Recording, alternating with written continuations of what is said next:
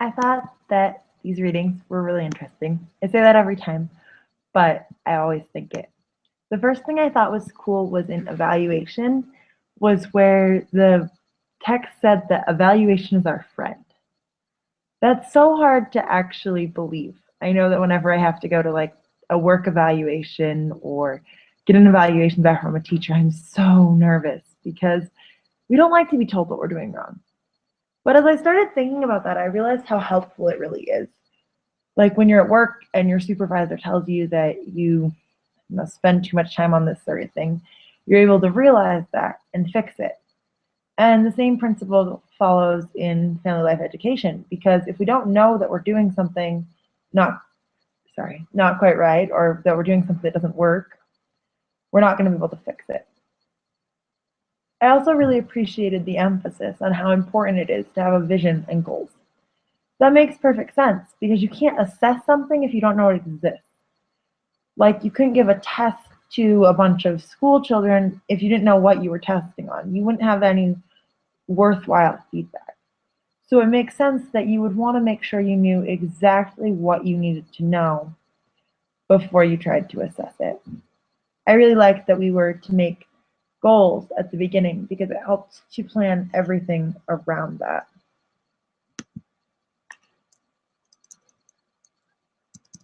Another thing that we read about was ethics.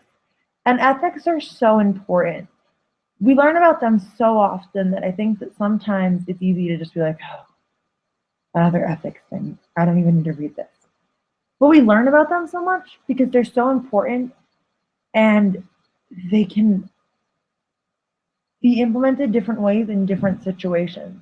I know that like when we did the case study assignment, I was so sure it was going to be super easy because I've done that 100 times.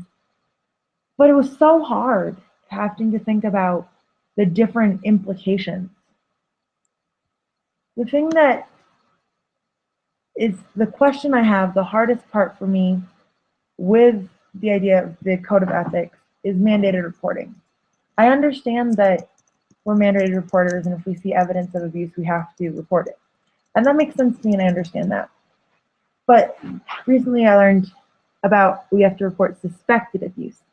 And I think that's a really hard line, at least for me, to know where it's suspected enough, because I don't want to interfere in someone's life if it's really nothing, but I don't want to not interfere if it's really something. So that's been something I've been kind of struggling with. I think that our values are really important because even if we work really hard to not have any opinions in the workplace, our values come with us everywhere. They're strong. So we're going to carry in like a role, the values we have on the family or on waiting to have a family, for intimacy until marriage. Those are just a part of who we are, who I am. But the important part, I think, when working with people who don't share those values is to accept them and love them as they are and not try to force them. Because we don't have to force our values on anyone else. We have to uphold them ourselves and not encourage against them. I think that's the part where a lot of people get confused, myself included, is that we feel that if we're not pushing our values, then we're not upholding them. But that's not always true because the value that encompasses all of them is love and kindness. And that I found really interesting to think about. I also thought that there were 3 virtues of ethics. The way it says is that there's caring, so the disposition to support the well-being of family members as decision makers in their own home. We're teachers. We're not the decision makers. We can say, often it works well if you do this. We can't force people to follow our recommendations. And I think it's really important to realize that these people are the decision makers in their homes. And one way that we can respect them as human beings and as leaders in their homes is by trusting them to make good decisions. The next virtue was prudence or practical wisdom, so the ability to understand competing needs in complex situations. I like the example in the book that you're going to sometimes, especially in ethical examples, have to figure out where it's kind of the most important. So either, so the example they gave, I think, is that you have to understand that sometimes reporting child abuse is going to be more important than allowing parents the right to choose their own style of discipline. You just have to choose which one's the most important in that instance. The third virtue is hope and optimism. So the disposition to focus on the strength and positive potential of family members. We're sometimes going to be working with people that feel like they fail at everything, and it can kind of seem like that. So we have to be able to find the good in everybody and in every situation and understand that everyone can grow, everyone can develop, and everyone can change. I know that I'm one of those people who wants to fix everything, and I just want to wrap life up in a nice little bow and make everything happy.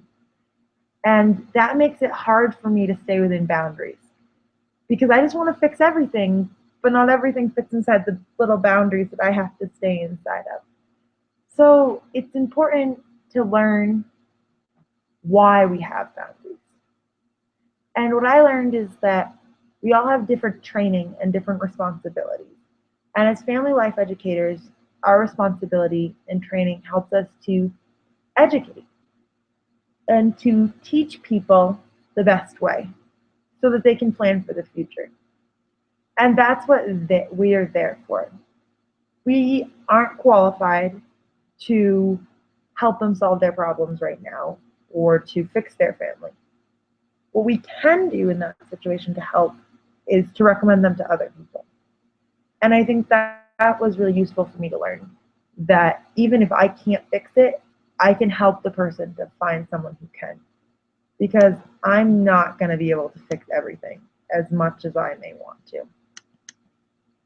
So the point of boundaries isn't just staying for what you're qualified to do, but for where you can best help people. And the training that I'm going to have is not going to make me the best qualified to help people in therapy, but it is going to make me well qualified to teach people. And I think, oh, that's my timer telling me that it's been 7.5 minutes. I think that as we do that, and especially as I focus on what I'm going to be the best able to do, it'll be easier to stay where we need to. I hope that you all have a great rest of the week.